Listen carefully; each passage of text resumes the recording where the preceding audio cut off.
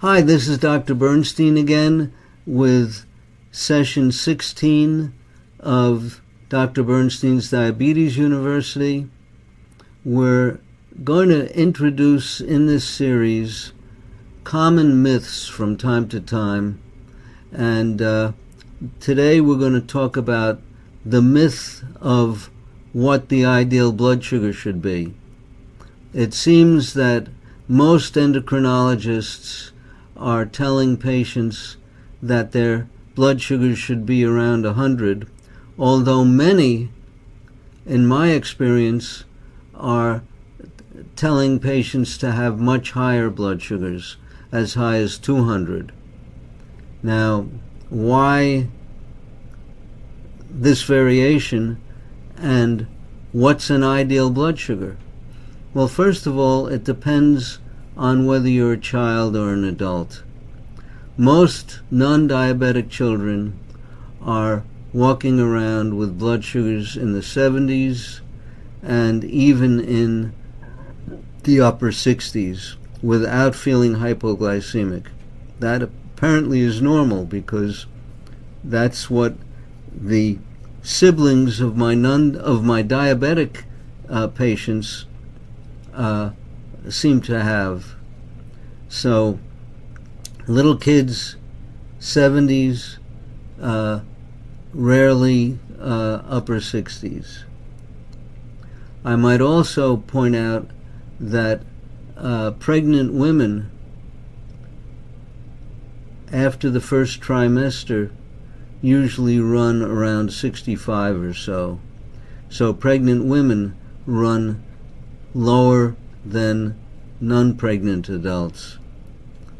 Now, I've been using as a guideline a blood sugar of 83.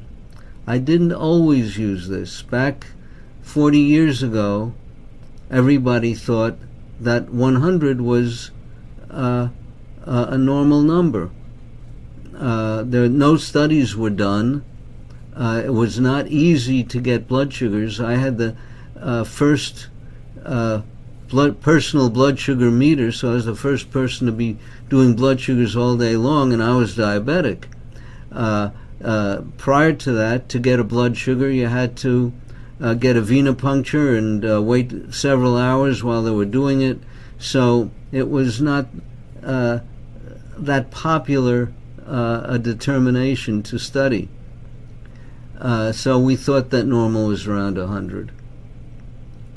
It wasn't until I was in medical practice and I was located on a major thoroughfare and would get visits from meter salesmen, people selling blood sugar meters, and they would want to demonstrate the meter, and I would say to them, by the way, in those days the salesmen were all male, young men.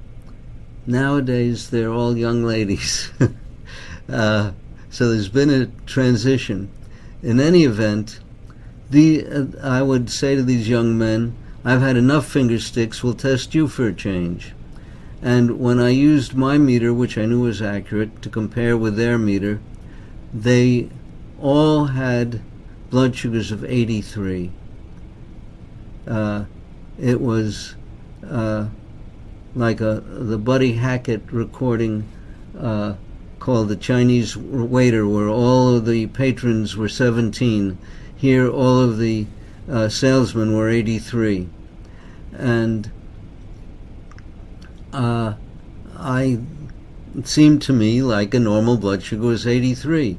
We did once have a salesman who had a blood sugar of 66, and he said he always was low. So I was sort of impressed by how this number kept reappearing, and eventually moved my target number down from 100 to 83.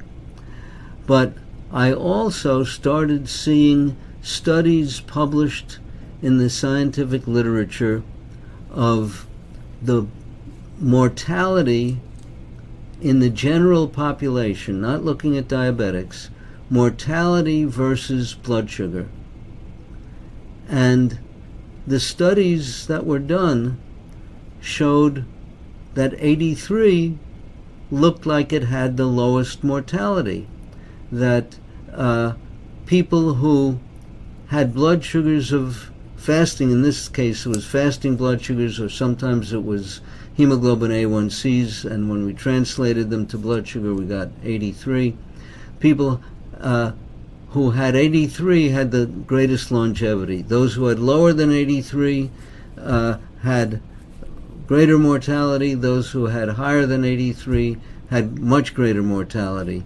So the mortality in the general population seems to be optimal at 83. So why should diabetics be looking at 100?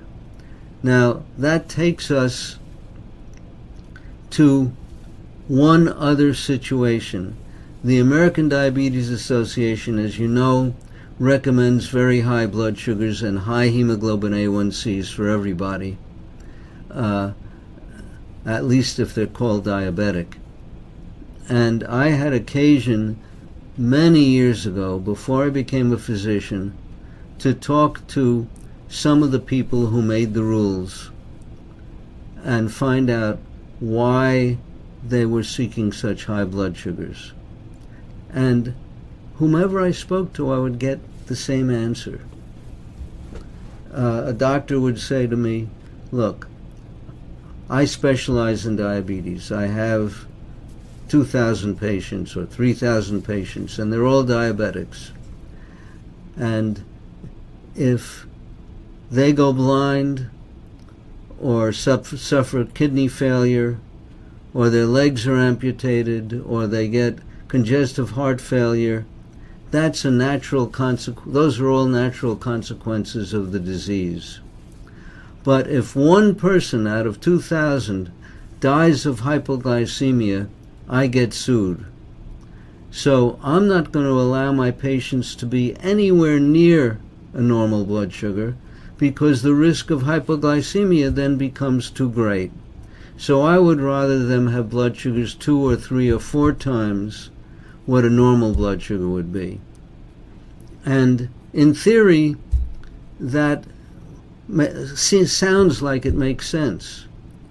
Let's say that a blood sugar of 30 could cause hypoglycemia and convulsions and even death.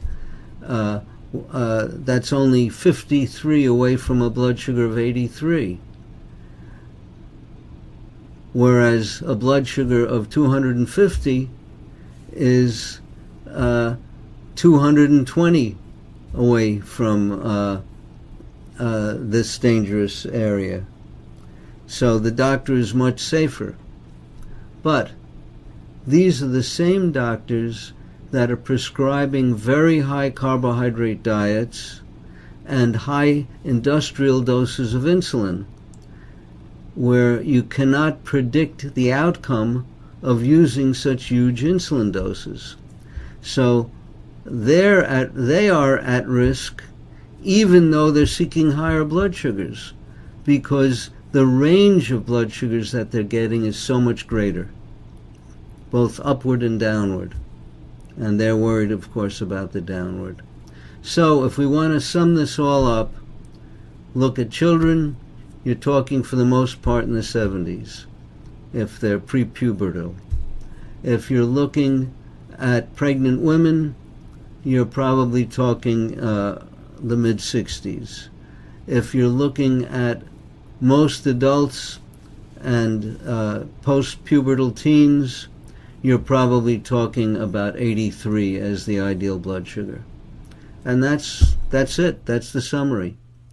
So good luck, enjoy normal blood sugars, and we'll see you at the next session. Thanks.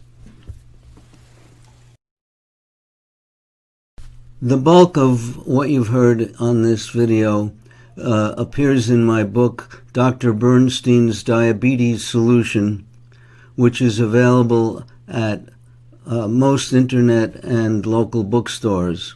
It is published by the Hachette Book Group. I'd like to remind you that we have monthly free teleseminars every month at the site askdrbernstein.net. Doctor is spelt DR, so askdrbernstein.net for a free monthly teleseminar.